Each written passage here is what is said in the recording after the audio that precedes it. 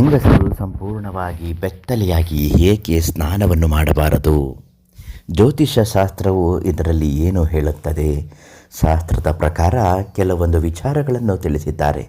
ಆ ಕಾರಣದಿಂದ ಹೆಂಗಸರು ಬೆತ್ತಲೆಯಾಗಿ ಸ್ನಾನ ಮಾಡುವುದು, ಬೆತ್ತಲೆಯಾಗಿ ಮಲಗುವುದು ಇವೆಲ್ಲವೂ ಕೂಡ ಒಂದು ರೀತಿಯ ದೋಷ ಅಂತಲೇ ಹೇಳಬಹುದು. ಅದ್ಯಾವುದು ಅಂತ ಹೇಳ್ತೀನಿ.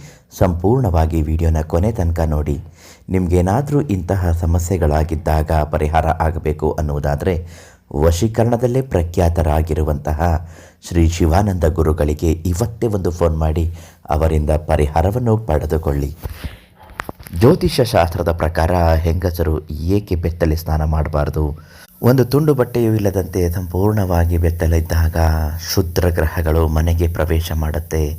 ಇದರಿಂದ ಮನೆಯಲ್ಲಿ ಸುಖ, ಶಾಂತಿ, ನೆಮ್ಮದಿಯನ್ನು ಹಾಳು ಮಾಡುತ್ತೆ. ಕೆಲವು ಹೆಂಗಸರು ಬೆತ್ತಲೆಯಾಗಿ ಸ್ನಾನ ಮಾಡುವುದರಿಂದ ಅವರು ಸಂಪೂರ್ಣ ಕೊಳೆ ಹೋಗುತ್ತೆ ಅಂತ ಅಂದುಕೊಳ್ಳಬಹುದು. ಖಂಡಿತ ಸತ್ಯ.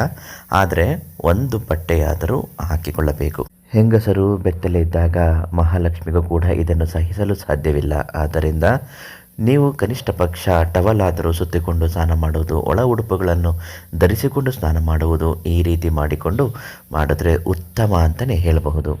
ಇನ್ನು ಮೂರನೇದಾಗಿ ಪಿತೃದೋಷಕ್ಕೂ ಇದು ಸಂಪೂರ್ಣವಾದ ಕಾರಣವಾಗುತ್ತದೆ. ಪಿತೃಗಳ ದೋಷದಿಂದ ಮನೆಯಲ್ಲಿ ವಿನಾಕಾರಣ ನಡಿಬಾರದಿದ್ದಂತಹ ಘಟನೆಗಳು ನಡೆಯುತ್ತೆ. ಇಂತಹ ಯಾವುದೇ ದೋಷವಿದ್ದರೂ ಪರಿಹಾರ ಆಗಲೇಬೇಕು. ಅದಕ್ಕಾಗಿ ವಶೀಕರಣದಲ್ಲಿ ಪ್ರಖ್ಯಾತರಾದಂತಹ ಶ್ರೀ ಶಿವಾನಂದ ಗುರುಗಳಿಗೆ ಒಂದು ಕರೆ ಮಾಡಿ ಪರಿಹಾರವನ್ನು ಕಂಡುಕೊಳ್ಳಿ.